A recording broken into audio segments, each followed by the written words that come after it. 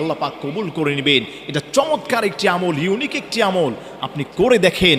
এই সহজ আল্লাহর খাস নামটি আমরা পারি না, আমরা কেউ এমন নেই। আল্লাহর সেই খাস নামটি হলো আনতাল মান্নান, ইয়া মান্নানু। আপনি এভাবেও পড়তে পারেন, ইয়া মান্নানু, হে অনুগ্রহ দাতা, আনতাল মান্নান, তুমি অনুগ্রহ দাতা। আপনি এভাবেও পড়তে পারেন। মান্নান শব্দের অর্থ হচ্ছে অনুগ্রহদাতা।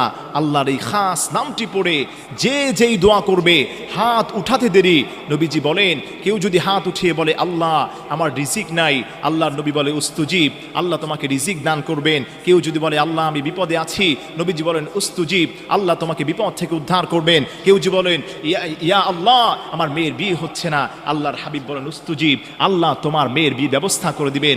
সর্বোপরি মুহাদ্দিসিনে কেরাম ব্যাখ্যা করেছেন, এই নামের মধ্যে আল্লাহর ইসমে আজম রয়েছে। যারা আল্লাহর এই খাস নামটি ধরে মোনাজাতের সময় বলবে ইয়া মান্নানু,